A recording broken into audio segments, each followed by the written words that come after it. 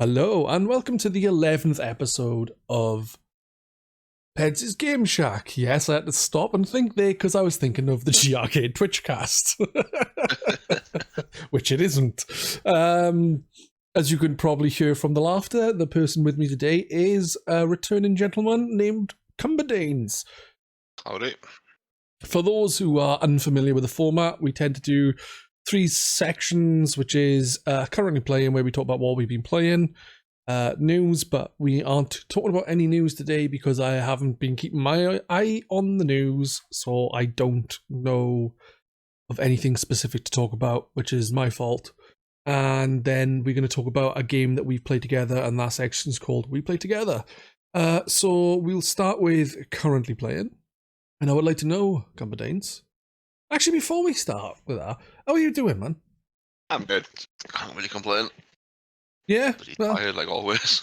that's fair enough. Nothing new. That's fair enough, man. Just thought I'd ask how you are. So what have you been playing, dude? What have I been playing lately? Quite a bit, because I'm torn between a few things at the minute. Mostly Castlevania stuff. I got done with Harmony of Dissonance quite recently. Got all the endings in that, so it was quite fun. It's not the best of the Castlevania kind of Metroidvania type games, that I wouldn't say. It's not bad, but it gets a bit repetitive. It gets very, very boss heavy after a certain point. Right. Like, have you played it before?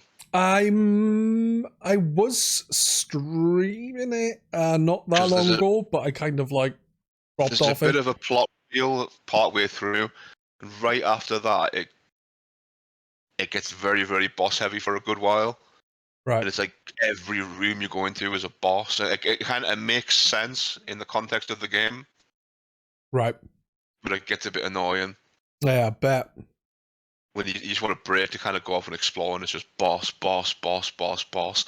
And the bosses are a bit lazy. It's like bigger versions of regular enemies for a good part of it. Yeah, that's so. They'll be like the giant merman, the giant peeping eye. There's a few just bigger versions of normal dudes, and you're like, oh, that's a bit shite. Is there a giant? No, there is a giant in it, I think. Oh no, that's what I'm playing now. Aria, because when I got done with that, I started Aria. Now that does have a giant in it. Baylor. Right. I think. I can't remember. I haven't played it for a what I remember about that is if memory serves, is a cool cutscene. You think you're going to fight the giant bat, the old first boss from Castlevania 1. Oh, yeah. In, and then Baylor grabs it and just splats it in his hand. Yeah, no, I remember. That's pretty fucking cool. Yeah, I remember that. I am playing Aria at the minute. Not sure how far through I am. I don't know if Aria has 2 castles or not. I'm kind of hoping it doesn't. Because I'm getting a bit sick of trying to get all the enemy souls. It's doing my head in. Yeah, that's the thing. When I play through Aria of Sorrow, I really enjoyed my time with it, but I did not go out of my way to get all the souls. My concern was getting the souls I needed for the proper ending, as in the final best ending, and that was it. So I got the 3 souls I needed for that, and then I was like, yeah, that'll do. But also I did it without the 3 souls, so I could get the Julius mod, I think. Because in Harmony of Dissonance, there's 3 different endings depending on how you defeat this guy called Maxim. He's like your mate from the start of the game, who's like not quite acting himself. Yeah. You know, it's a bit like how in Symphony of the Night, where you've got to battle Richter with a certain item equipped, and you see like this thing in the sky controlling him. Yeah. Shaft. It's a bit like that. It's very, very similar to that, to be honest. Fair enough. You've got to fight him with like two certain items equipped, and then like some stuff happens and the shenanigans ensue. But yeah, getting all the souls is getting a bit tedious in Aria, because like I'm in a new area where I killed Death, and I've got quite a large section of the map where there's loads of new enemies. Yeah, and I haven't got any of their souls yet. And I'm thinking, oh fuck's sake, it's going to take me ages getting all of them. The only kind of upshot is I I feel very overpowered in it. Like so far, I don't think I've actually died to a boss, That's cool. which is unusual. One thing I will say though is, Cumberdanes, you don't have to get all the souls. I know you want to, but you don't have to. You can just move on with the game. Gotta do it all, man. You don't have to. They've put it in there. I've got to do it. It's rude not to.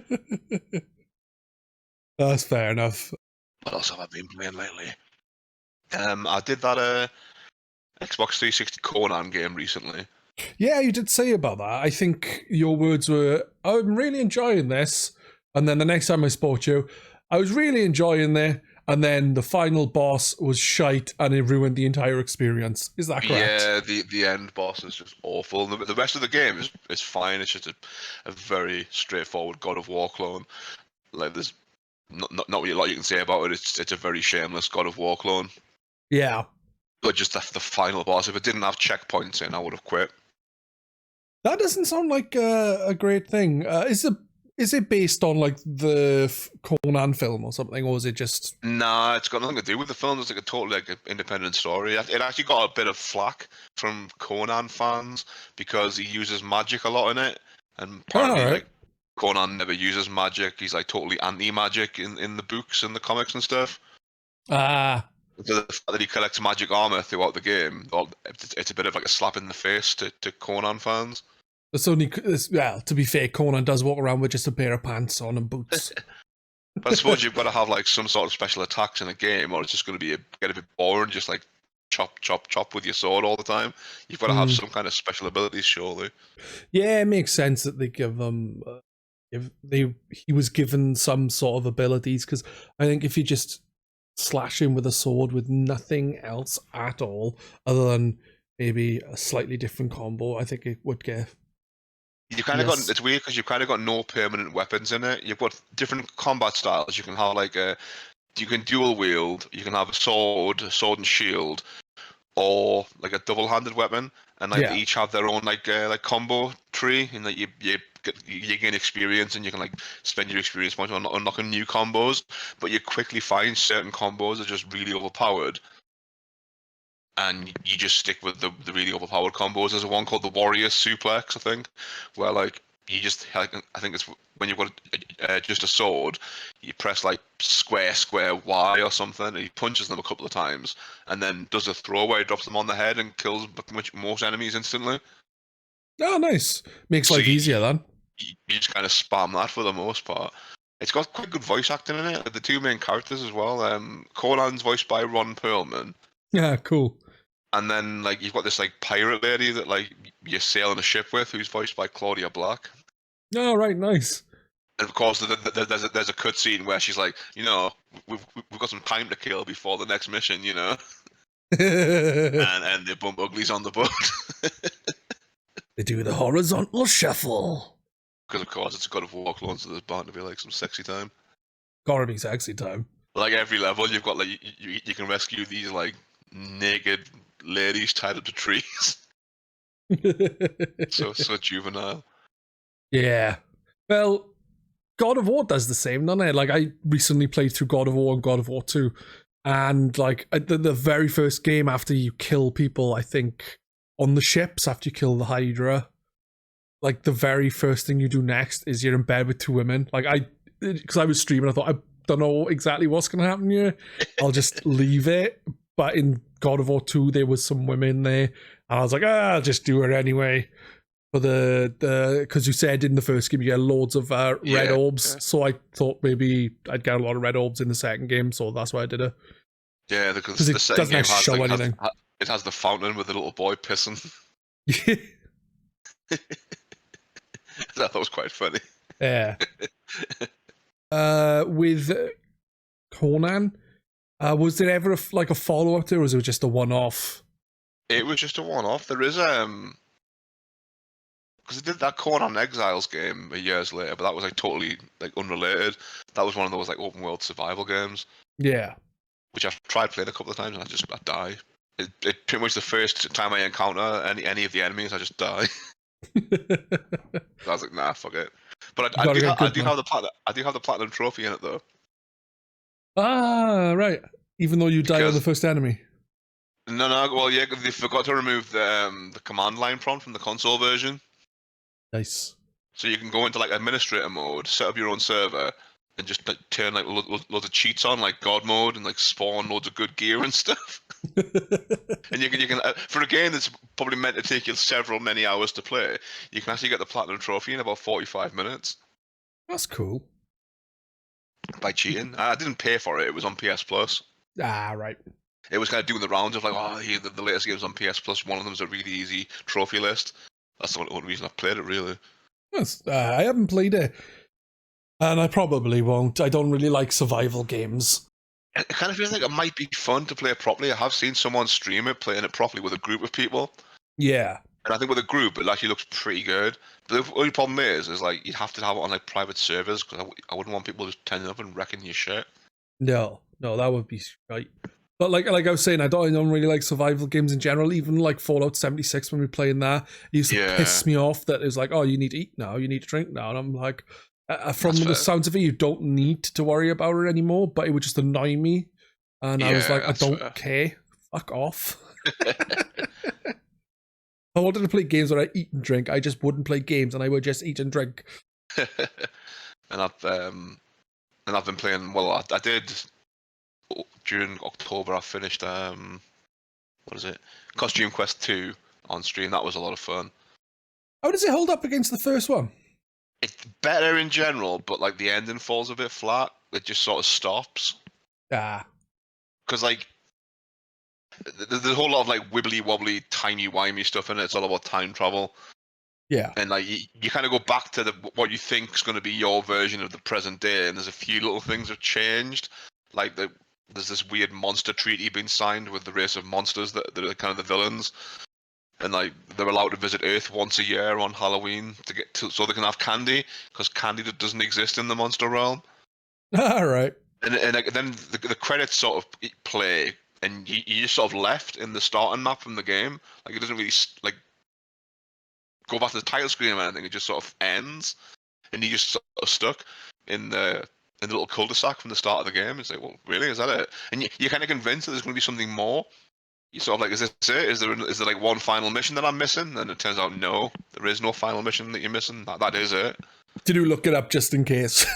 Yeah, because I was like, well, I was going to end my stream, and I was like, well, do I end the stream? And then like realize later that there is one final mission.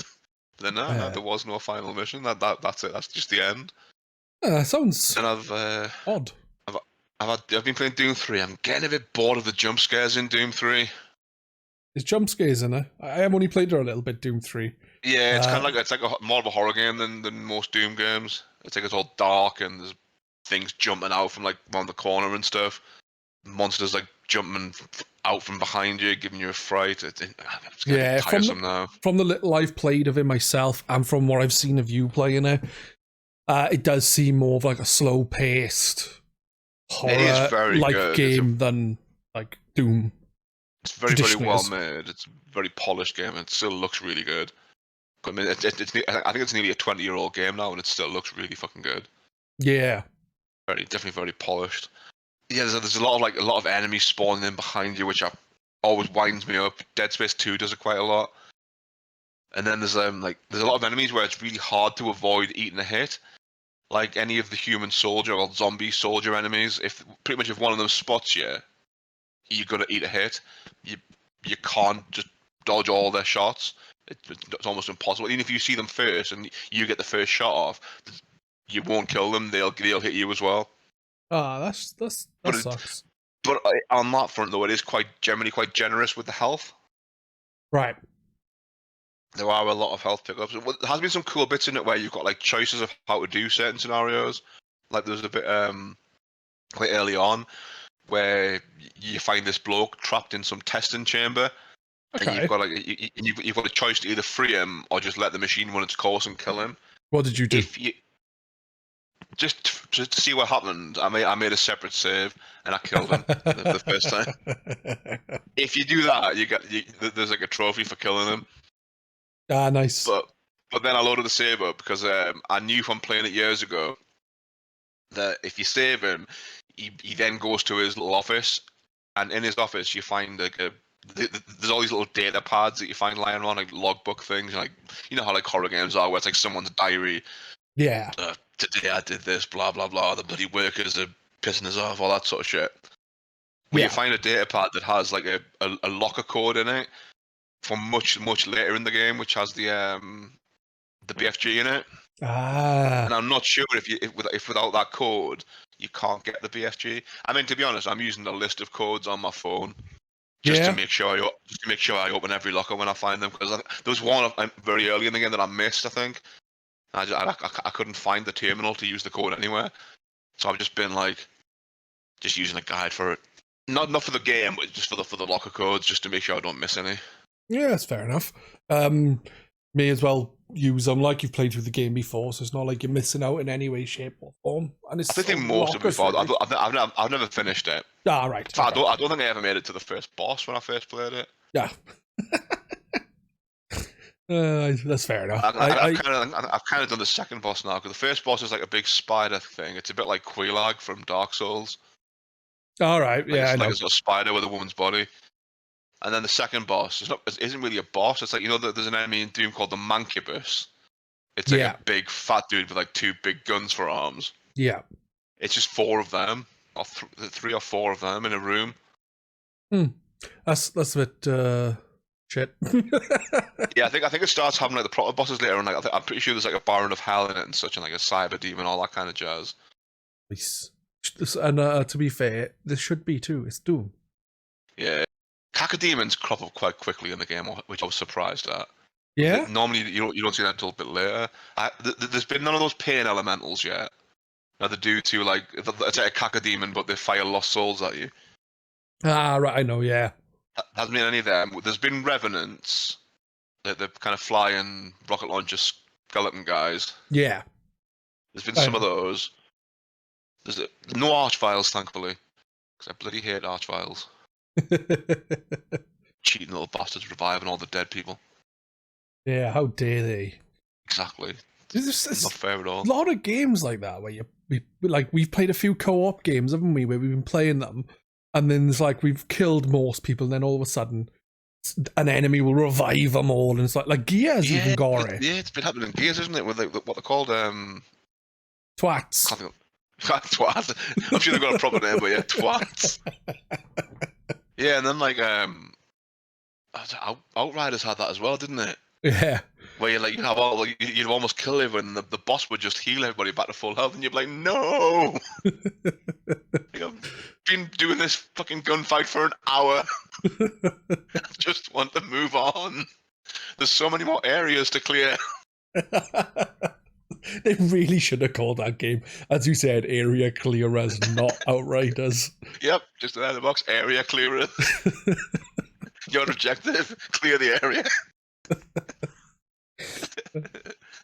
90% of the objectives were clear the area, 5% was clear the room, and the other 5 was get to the area. Yeah, and the other 5 was defend the area.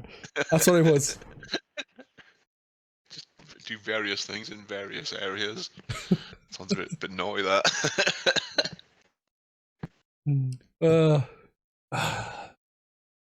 I'm kind of in a bit of a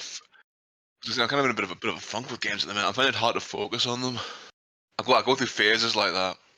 Yeah, I'm sometimes like that, and then I just sit down and watch TV stuff like Netflix or something on anime for about a few weeks, and then I'll get back to the games then. And then I'm really easily led. I keep buying more games because I'll see somebody playing something on stream, and I'm like, oh, I fancy playing that. Well, like watching Ashua play the DMC. Like the one by Ninja Theory. Oh yeah, DMC, yeah. I was like, oh yeah, that was a fun game. Then I was like, you know what? No, this is really fun. Enslaved. Oh. So I bought Enslaved on the Xbox 360 on the Xbox store. Nice. Because I got like some credit, store credit for my birthday, so I bought that, and then because I've been kind of thinking about playing the Far Cry series from the start, I bought Far Cry Classic on the Xbox store as well. Sweet. And then, because I've seen a few people playing Bayonetta 3, I'm like, oh, I really should go back and finish Bayonetta. I got about, I think, a third of the way through it back in the day and just gave up on it 'cause it was too hard. And I'm like, I should really go back and try and finish Bayonetta. So I bought Bayonetta on the PS4 store, and I'm like, I just keep buying games. I'm like, I need to play the ones that I've got. I know what it's like, man. I've bought a fair few games. I know exactly what games I've bought this year, in the sense of if I look at a list on G Arcade, because I've been every year for the last however many years, I've gone into the thread called bought, played, completed thread, and about a third of the way through the year, I end up just going, can't be asked anymore. This year, I actually stuck with it, so I've actually written down what I have what I've bought, what I've played, and what I've finished. Yeah. I like my finished games. This is actually, for me, very good. I've actually finished over 50 games this year, and that is not like me at all. Normally it's like 5 or 6 games completed, 90 games played a little. But this year I've actually I keep a so. log of what I've beaten, but not what I've bought. I mean, this year, let's see, how many games have I finished this year? 1, 2, 3, 4, 5, 6, 7, 8, 9, 10, 11, 12, 16, 17, 18, 19, 20, 21, 22, 23, 24, 25, 26, 27, 28, 29, 30, 31, 32, 33, 34. Nice. And yeah, some of those are like dumb stuff like my name is Mayo 2, my name is Mayo 3. Yeah, I think My Name is Mayo is on my list as well, the first one. Rain on Your Parade, which is actually a lot of fun, but very, very short. Oh, was that on Game Pass and you're a cloud or something? Yeah. I never played it. I meant to play it and I never got around to it, and I don't think it's on Game Pass anymore. No, I think it left not long after I played through it, if memory serves. It's a fun little game. I played that right after Donut County. I thought it'd be quite sort of similar, where you just being an annoying little dick. And was it? Kinda, just not as good. Yeah, I really like Donut County. Yeah, Donut County was a lot of fun. Yeah. I think my review of it was it's like Katamari Damacy, but you play a little dickhead raccoon. Can't really fault that description. Yeah, and then you've got like stuff like bloody Peppa Pig. Oh, you loved it. Bloody Paw Patrol on a roll. Fucking hell, that's a bad game. Yeah. The one thing I will say about the Paw Patrol games that came out after Paw Patrol on a roll is they are actually better than Paw Patrol on a roll. That's not to say they are good games. They're just better. I just want that stupid little kid to shut up. Yeah, I don't think he's move the annoying left in stick to move forward. Don't get me started on Ryder. Like if you stand still for like more than a couple of seconds, he's like, move the left stick to move forward. Press the A button to jump. And also, there's 100 dog pup treats or whatever the hell they are to collect, and then let's get the pup treats and get a reward at the end. It's like, but you don't actually even get a reward. That's the thing. You don't get anything for them. It's just crap, man. Just want to strangle him. I mean, to be fair, it's a kids game, but I think even for a kids game, it's an insulting kids game. Yeah, I actually did a review for that game and the next Paw Patrol game. I played the third Paw Patrol game and was going to do a review for that, but I just never got around to it. So I might play it again and then review it. But one of the things I said there is, even for a young children's game, it seems to think that the children are idiots and has no respect for them at all. Yeah, but like there's good like kind of children's games. I mean, there's like off the top of my head, like going on the NES, you've got something like Felix the Cat on the NES.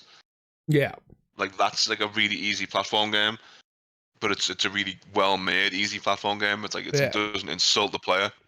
Yeah, like I was something like that. I did mention Kirby, a few games at the time, game. like but yeah, Kirby games are traditionally very easy to beat, but then quite tough to do everything in them. Like Kirby's Adventure on the NES, when you beat it, you unlock like hard mode where you don't get any health upgrades, and I think it's permadeath as well. Oh, nice. It's like when you get game over, there's no continues. You got to start from the beginning.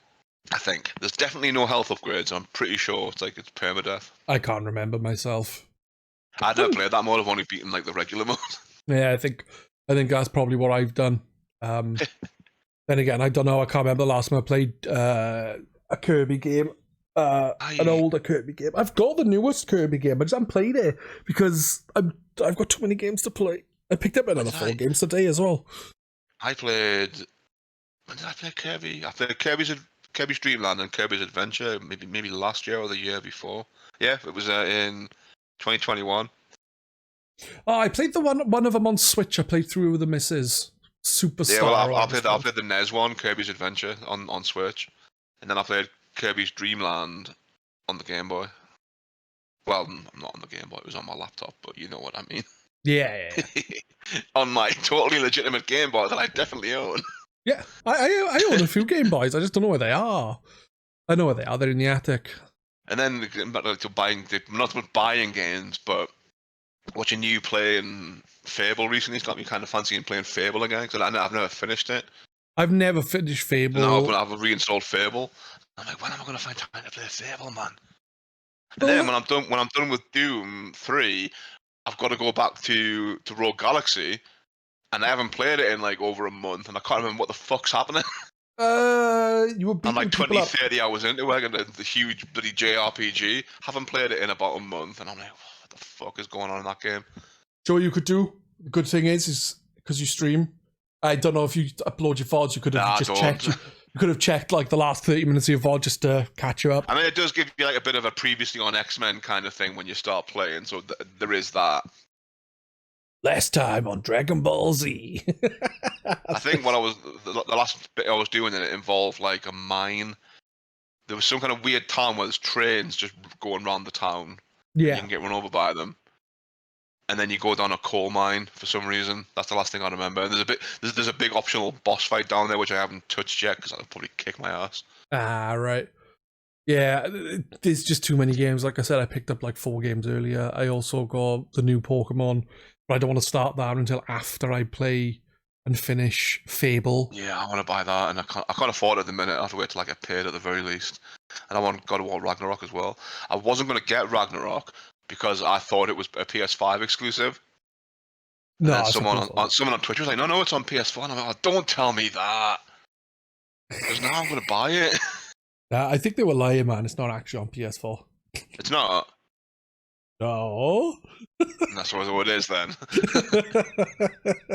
Yeah. To be fair, I do love God of War. So like, I will enjoy it. That's the kind of game that I will just not get distracted with that. Yeah. I'll sit and play through that, and I'll cane it. Same as I did with the first one. Yeah, that's the first one. You know what I mean. The 2018 one. The other one, yeah. Well, like I just plowed through that and got the platinum for it quite quickly, actually. With God of War, I actually only played God of War Chains of Olympus back years ago when it came out on the PSP, I think. And then like God of War 1 and 2, I recently played for the first time and finished them recently, and they're really good games, and I'm nice. Looking forward to cracking on with the series. But like on Twitter, I've like blocked Ragnarok, hashtag God of War, because I don't want any spoilers, even though I've been getting the game for 10 years, like, but I ended up unfollowing someone. It's not even their fault. There was like someone I followed for a while on Twitch. There's like an Aussie streamer called Synth Spaces. Right. As in they're on Twitter as well, like as in I've been gaming since Spaces, like Space Invaders. And they were doing a stream of The Last of Us 1. Yeah. And someone came into their chat and just did like a huge tirade of Last of Us 2 spoilers before the mods could stop them. Oh. And I was just like, oh mate, I didn't need to know all of that. I still haven't played Last of Us Part 2. I need to get around to it. I've had it since launch. Just because of one massive spoiler, it's just put me off playing it. I mean, the trailer almost spoils it, kinda. If you're paying attention. I think that I watched a little bit of the initial reveals, and then I hadn't watched anything since, because I tend to like go dark on things. I don't know why I'm got around to Last of Us Part 2. I think it's just too many games for me to play.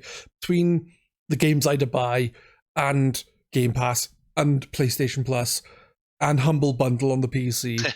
I've got no time for everything. It took me forever to get around to playing Bioshock, because I started playing it on the Xbox 360.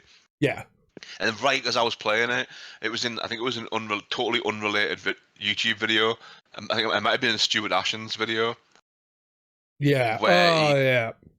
Where he just does a huge Bioshock spoiler. Well, 2 massive Bioshock spoilers, and I was like, "Oh, you bastard!"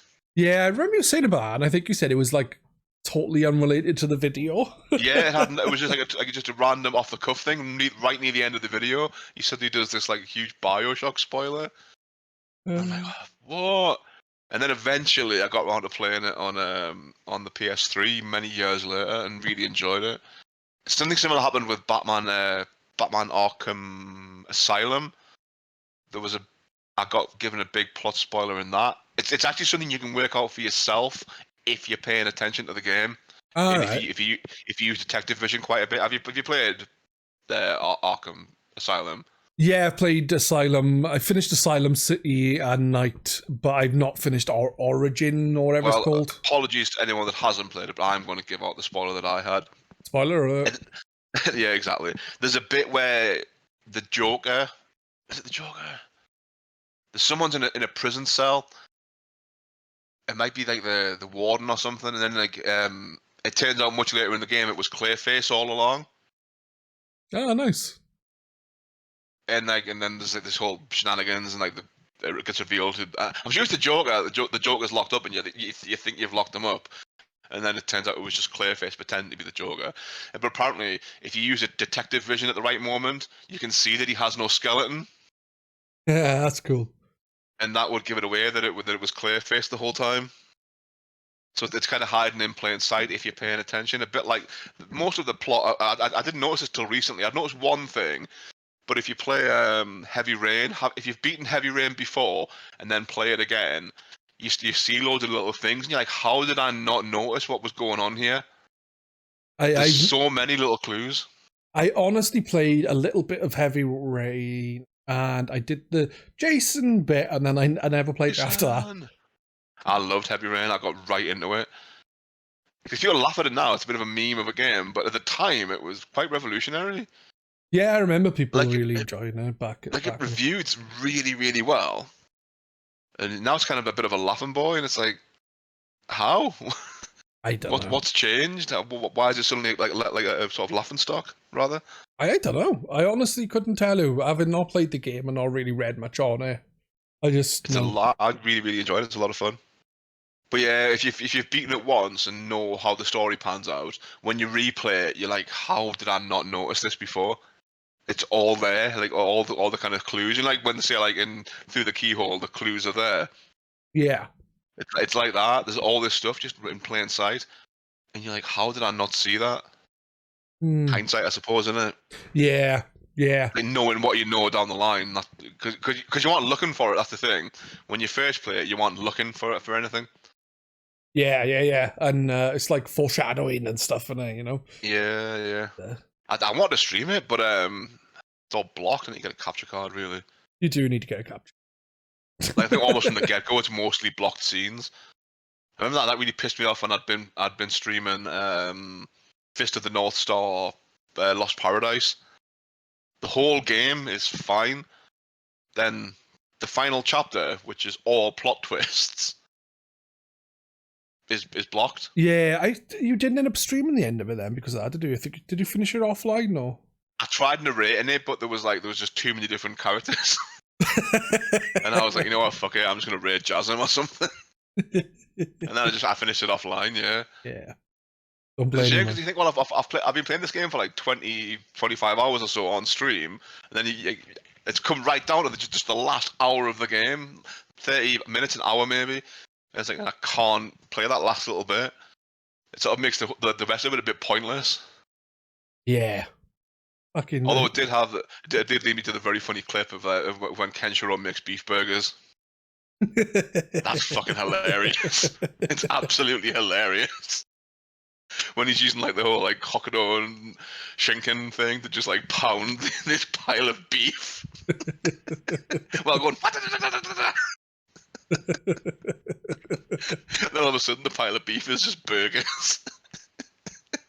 As it should be. Because there's this bratty little kid who's like sick of like his mum's died, and the butler can't make burgers the way his mum used to, and he wants burgers. So he makes Kensho go out into the wilds to find some fresh beef. Like he's got nothing better to do with his time than go out into the wilderness to find some kind of fresh beef preserved somewhere because it's the fucking apocalypse. Then he comes back and turns it into burgers in a comedic fashion. Or the minigame where he's a bartender, that's really funny as well. Yeah, when you're making cocktails and stuff. Yeah, there's one of the cocktails is called, instead of like, oh no, it's like, what was it? Oh my wamu shinderu, you're already dead. There's one of the cocktails that's called You're Already Drunk. That's cracking. Bloody, I remember watching you playing a lot of that. It looked pretty cool. Like, and it's made by the Yakuza devs, isn't it? Yeah, it's pretty much Yakuza, but Fist of the North Star. There's another really fun thing in that as well. You can like beat enemies to death with their own like death screams. Yeah. Like, so, like one enemy will go ah, and it'll, like the word ah kind of comes out of their mouth. All right. And lands on the floor. It's like an item you can pick up. That's cool. So you can like pick it up and then batter somebody else with it. That is really cool. It's so fucking stupid. See, I would like to play it, but the issue I have is the game just seems like it's going to be too long, man. That's quite short for a Yakuza type game, I would say. Cause, like, yeah. Yakuza 0, I put like 90 hours into that, and I still didn't fully finish it. Well, I finished the story, but I didn't like 100% it or anything. Yeah. Whereas Lost Paradise is probably maybe like 25, 30 hours long. It's probably shorter, depending on how much side stuff you do. You could probably get it down to about 20 hours, I reckon. Yeah, fair enough. It's not that long if you just want to kind of follow the story. It kind of helps if you know the story already, because it does quite a cool job of mixing like an original story in with the actual Hokuto no Ken storyline. Oh, it's actually based on the original manga. Then I thought it was like a different. It's a bit of a mishmash. Like it combines events from the actual manga and anime into an original story. Yeah, Then cool. again, there's a plot twist at the end. Well, lots of them, where you kind of find out what's really going on. The final chapter, it's mad. It's just like twist, twist, twist, twist. It's like, oh wait, the villain was really this guy, and then like, oh wait, this is what was really happening the whole time. What? See, I'd like to play through all the Yakuza games. I did start 0, but I was playing that and another long RPG at the same time, and it just killed me. Like, but I never finished it. But there's like 7 or so Yakuza games. They're normal Yakuza 1 to like 0 to 6. Then you've got Like a Dragon, which is now what they're all going to be called, I think. Then you've got Judgment and Lost Judgment. Then you've got the zombie Yakuza game. Then you've got the one set in the past. Yeah. Then they're doing the one that's going to be like a sequel to Like a Dragon. Like which would be like Yakuza 8, I guess. Then they're also doing another one where it's like what Kiryu was doing during Yakuza 7. Yeah, it's just too much, man. It is. I think it's a bit oversaturated, I think. Yeah. What I do really want to play is I really want to try. I don't know if it's on the Xbox store. Is Binary Domain. Have I played that? It's like a Gears of War clone by the Yakuza team. And I had this mate years ago who was always banging on about it. Not sure if I played it. I think I played a little bit of it. It was on the Xbox store. I might buy it. Depends how much it is. Let's have a look. Probably quite cheap right now because it's Black Friday sales as well. True. Let's have a look. Binary Domain. Nah, no results. That sucks. Maybe it's not backwards compatible. Yeah, maybe not. If that's the case, I'll get the PS3 version. Because like it's got like I remember having some quite cool features where like you could like if you wore a headset while you're playing it, you could talk to your team. Nice. Or, like issue them commands and stuff, or like if they were like unsure of stuff, you could like reassure them, and they'd have like a trust meter, and they would like perform better if they trusted you, sort of thing. Yeah. I'm sure I played a bit of it. On the 360. I'm sure I have. I think I've got it on Steam as well. Not sure. I'll have to check at some point. Yeah, it just looked like Gears, but like the enemies were all just robots. To be honest, like big fuck off robots. I'll have to have a look. Because Gears clones normally aren't that good. Cause I tried that Quantum Theory years ago. It's by Ninja Theory, not Ninja Theory, Team Ninja. The guys who make like Ninja Gaiden and Dead or Alive and all that games with big titties. Yeah. And it's just shit. It's just a really shit Gears of War clone. Like, why was it released? I don't know. Like, it's not even a fun one. I remember playing a game back in the day that I thought was going to just be like a shitty Resi 4 kind of like action game, and I ended up really enjoying it. I can't remember what it's called. I think it was like Dark Sector or something. Dark Sector. I was going to say, is it Dark Sector? I've played a bit of Dark Sector. That's a really good game.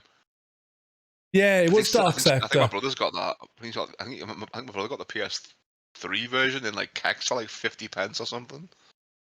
Yeah, I remember really enjoying it in the end, and I think I played it. I didn't play much of it. I really ended up enjoying it. I played it online as well with my brother-in-law, because at the time I was like, oh, I'm going to earn some achievements and stuff, and we had to do stuff online to do it, but I think my whole I'm going to hunt achievements thing lasted all of about a week, and then I was like, I can't be arsed for this shit. I used to work with a guy who was like a massive achievement hunter, and like on the kind of scale of more heat than light, really, like probably maybe even worse, to be honest. Where he would just like, because it was at the time when Love Film used to do like game rentals. Yeah. He would before Boomerang came along, I believe. Yeah. And he would just rent loads of stuff off Love Film, just like the shittest game. He would literally play anything, just like rinse it for achievements over a weekend, send it back and get something else. Yeah, I actually, my brother-in-law rented Avatar, and that game is ridiculously easy to get all 1,000 G by like doing a combo. Avatar, The Last Airbender. And that's the one you just press X, isn't it? Yeah, you press X and just hit a couple of enemies first. And, well, he rented that from Love Film. So I said, as you've got it, you may as well just fucking bring it down my house when you pop in and I'll have a go. So I got that 1,000 G quite easily. Yeah, that's like when I go through like trophy phases or achievement phases, that's the kind of game I would probably play. Just something I can rinse for like 20 minutes to get all the trophies in it. Like I've got some ridiculous stuff. Like there's this game called Slide on the PS4 where it's just a sliding puzzle game. All right. And it takes about like 5 minutes or something to get like the platinum trophy. And all you got to do is just complete one puzzle on the highest difficulty. And the layout is always the same, so there's just a guide to it that's like right, up, down, left, right, blah blah blah. Just follow that pattern, and then boom, there's a platinum trophy. Shit, that's awful, but also awesome. Right, we've been going for 45 minutes. Would you like to talk about Nobody Saves the World?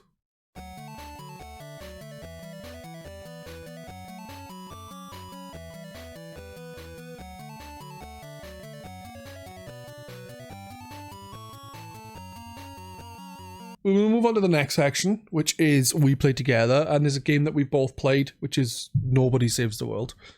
I may have played it more than you. I don't actually know. I have unlocked more, like most of the transformations. I think there's like 3 I haven't unlocked. Cool. I know I need a better horse. That much I do know. Yeah, I think I need a better horse as well. But I've unlocked a part. I played it the other day, and I unlocked. I collected some gems or something for some woman to have, a witch, and then there's like, oh, this item is yours, and they give me an item, and it's unlocked more quests for different forms, and it's like, use this ability with the slug. To get is that when you get like the option to have like cross powers? Yeah, it's even more. It's more quests again. That was quite cool. You can sort of start equipping the powers from other forms. Yeah, like Yeah. in different forms. Yeah, because that would unlock loads of quests. Where it would be like, because you combine the powers together. That was quite cool. Yeah, most of the ones I combine is like is some various different attacks depending on what the quests require. But I tend to always have one of the zombies' abilities, which is gain health back from damage you do. I'll just stick that on most things because I'm a bastard. Just makes it easier, doesn't it? But I have to say, it's a fun game. It just seems like it's going to be a lot longer than I anticipated. Because when we originally was going to talk about it was like a couple of months back. And we looked at the game and it's supposed to take like 12 hours to finish. And I probably put in that much time. And I don't think I'm anywhere near the end. How do you tell how much time you put into games on an Xbox? Does it tell you? You can look, yeah. I can't remember exactly where. I think you got to go to like the game and there's like information and stuff. I'll have to have a look because you can definitely do it. A lot of my time with it was spent grinding, like just for quests. Yeah, where they'd be like, kill so many people with like, by running over them with the horse or something. Yeah. So there's a lot because you got to keep unlocking like new abilities and new forms. Yeah, and the last 3 forms, like 2 of them look like they connect to certain parts, and they look like you need A's for or ranking on your character, and then the very top one I think needs S, but it also looks like the egg needs to be an S as well. So I think you need to find the 5 chickens or whatever the fuck. Oh yeah, because you've got to put the egg into a nest to level it up, don't you? Yeah. I think I've only found like 2 of those nests. I think I found 2 as well. So it looks like it's going to be a pain in the ass to get the last bloody thing. But there's also 2 I noticed on the when I played it the other day. There's another path now that goes to the side with 2 other forms, which is part of the DLC. And I was tempted to get the DLC the other day because it was like £3, and I was like, nah, because I don't own the game. If I owned the game, I'd have grabbed it. And I keep like finding like little side dungeons, but then just looking at the recommended level, and I'm like, shit. Because like, the recommended level will be like double my level. Yeah. And I'm like, Jesus, how am I meant to do that? I like the art style in it. I will say that. Yeah. It's a fun looking game. Is it by the guys who do Guacamelee? Drinkbox, yeah, I think it is. Yeah, I'm sure it's firing it up now, just trying to see if it tells me how long my save file is. Yeah, I'm sure it's Drinkbox who make it. 11 hours 15. I'll put into it. But Drinkbox, I've played Guacamelee and I really like that. I haven't played the second one, which I should get around to, but they seem to be good at making games because this seems really good as well. I played the first Guacamelee. I think it was on PS Plus when I played it. I love how it's got like, loads of like, references to other stuff in it, like there's like posters advertising like weird sort of Mexican Mario Brothers and stuff. Yeah, that's cool. That's in like the town area in it, like one of the first. Yeah. But I need to get to the second one. I did buy it. I do own it. I think I got it on Steam. I played. I didn't play my PSP a lot, like I played through Chains of Olympus, but Guacamelee, I mainly played on the PSP because you could play it on either the PS3 or the PSP because it had like a cross save kind of thing. Oh, really? That's cool. I played it mainly on the PSP and sometimes on the PS3, so that was cool. Nice. But they seem to have done well with Nobody Saves the World as well. It just seems like it's going to be a bit more of a grind than Guacamelee. Because it seems to take a lot to level up your stuff. But like I was saying to you before when I was talking to you about it, the good thing is you can enter a screen, kill a load of enemies, and then either die and then end up in a checkpoint and then work your way back there, or you can just leave the screen and come back and just keep going through the same few screens just to quickly build up the stats. But it doesn't seem to take too long if you do things like that. And yeah, all the different forms are actually quite fun. I didn't realize Drinkbox also made those Tales from Space games. They're pretty fun as well. Tales from Space? Yeah, they're like side-scrolling platformers on I think one's on the PS3 exclusive, the first one, Tales from Space about a blob, and then the sequel is like multi-format. It's like they're a bit like Loco Roco. Oh, nice. You play like a little like tiny little alien blob, and you start eating things, and you get bigger. Sounds fun. Like the closest comparison I would make was probably Loco Roco. I'll have to have a look at that. Was it ever on PS Plus? I think one of them was. Yeah, it'd be worth checking. The one I've played was on PS Plus. I've still got my PS3 set up, so maybe I'll have a look. They're pretty fun games. Like you've got to like, but annoyingly, kind of like. Have you played Tembo the Badass Elephant? A little bit, yes. You've kind of got to do everything in every level to really get very far in it. Like you've got to like find all the stuff to eat, kind of thing. Whereas Tembo's a bit like that. Where it's actually, I think, not the final set of levels in Tembo. You've got to like do everything in every normal level. Ah, right. Isn't Tembo made by Game Freak? It is, yeah. It's made by Game Freak and published by Sega. Weird, isn't it? Considering like 90% of the time, whenever you hear Game Freak, the only thing you think about is Pokemon. Yeah, well, because Nintendo don't actually own them. I think they part own them. Yeah. But not 100%, so they can kind of just do their own thing when they want to. Yeah, but they can barely be asked from the sounds of shit to make their Pokemon games proper, so... I've heard, I haven't played Pokemon Scarlet or Violet, but I've heard the performance on the games is fucking shoddy. I don't know if that's because the Switch is not struggling, but then when I saw an image of people, like someone said, oh, the Switch is so weak, because that's why Scarlet and Violet are so shoddy. And then someone posted an image, that person posted an image of Breath of the Wild and Scarlet, and another image of Breath of the Wild, another image of Scarlet or Violet, whatever it was. Yeah. And it's like someone said, I can understand if it's not great looking, because, they're on a deadline there, what have you, but they just don't understand how it can be so bad looking and also have such bad performance issues. And to be fair, Breath of the Wild doesn't run great either. It doesn't, but if you look at the detail on Breath of the Wild in comparison to... Yeah. To like, they had to, code in something to, Yeah. To stop a bug, like that whole Blood Moon thing. Yeah. That was because the game can't track all the variables, so it has to reset every once in a while. Yeah, but and all the enemies you killed respawn and stuff. Yeah, it's obviously there's some limitations there, and there is, but I can understand why people are frustrated with Game Freak and Pokemon when it's so much worse. Like it's technically worse and visually worse. Did it just seem like a bit of a lazy developer, to be honest? Yeah.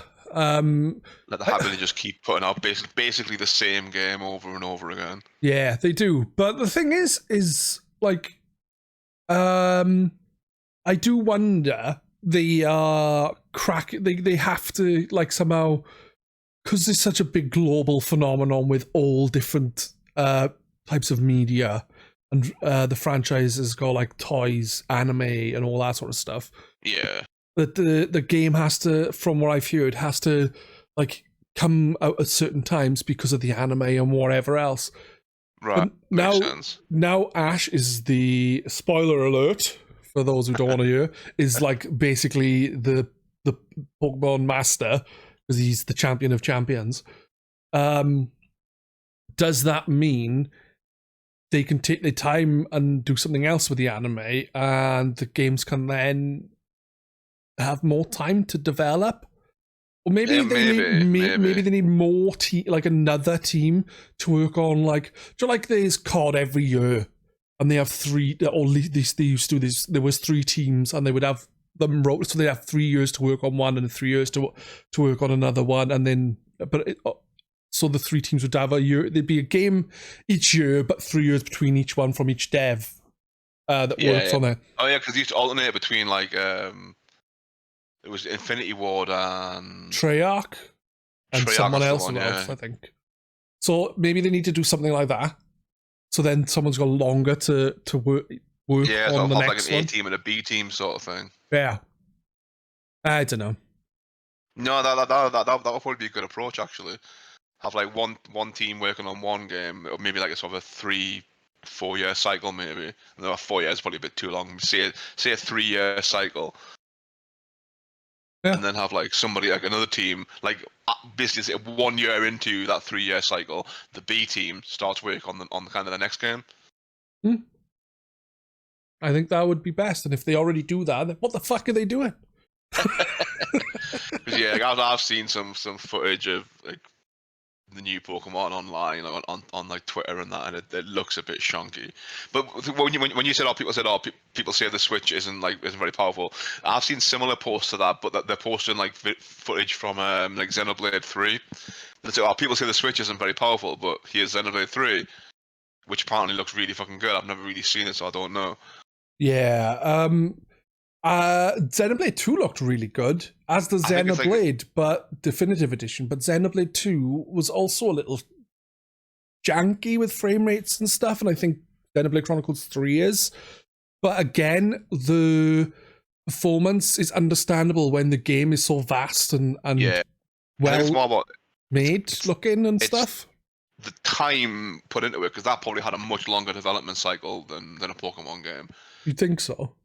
It's the time put into it, and I think the talent of the team of knowing how to get the most out of the hardware. And I think because they've got more time to do it, they've got a chance to get up to speed with what the hardware can do and to actually understand the hardware.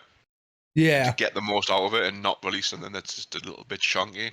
True, but you gotta remember that the team behind Xenoblade 3, I don't know how many like different teams there are, but Xenoblade, there was Xenoblade 2, Xenoblade Definitive Edition, and Xenoblade 3 have all come out on Switch.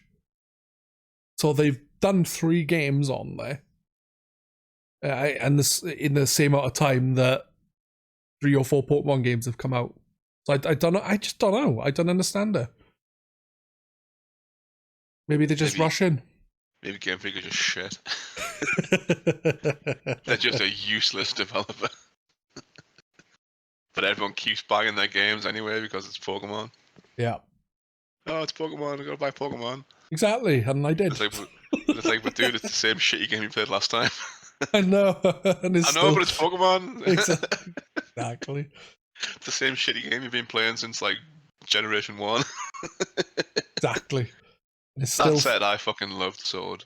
I really enjoyed my time with Sword. I mean, Christ, I put I think it was like 100 and over 100 hours into it. Like, it didn't feel like a waste of my time. I really enjoyed playing it. Yeah, I enjoyed Sword. I preferred Arceus. I actually liked the more, I don't like, as you know, I'm not a massive open world fan, but for some reason I like the semi-open world aspect of Pokemon creeping around and tricking Pokeball. I actually enjoyed that. It suited the franchise. I thought Arceus looked really good until you were flying. Like when the camera was zoomed in and you were on foot, everything looked absolutely fine. But then when you were up in the air on on riding a Pokemon, and there was loads of pop in, and when you could see the distance, the pop in was horrific. Yeah. It really showed itself up for that. It was like, oh, dude. Which is actually quite funny because Nobody Saved the World doesn't have any pop in. No, it doesn't. Is there anything else you would like to add about Nobody Saves the World?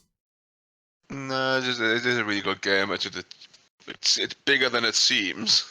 Yeah. And I just think it's a bit of an investment into playing it.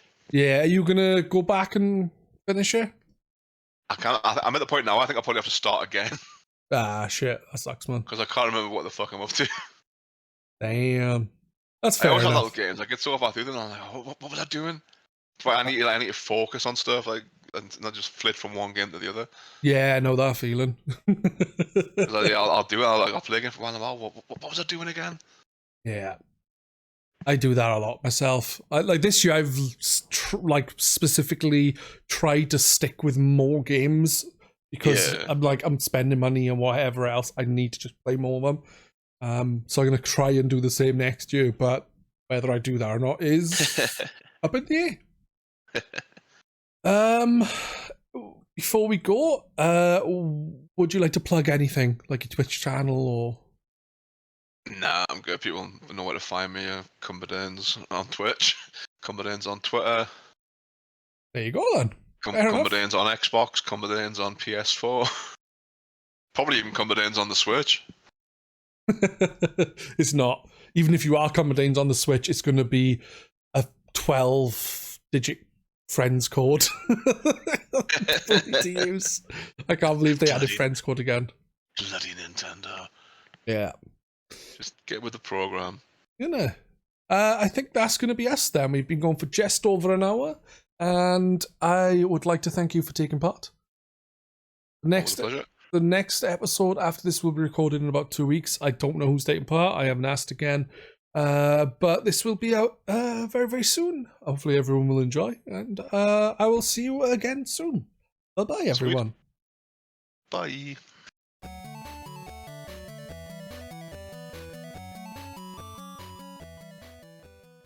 Hello, and welcome to the 11th. Welcome to... I'll start again.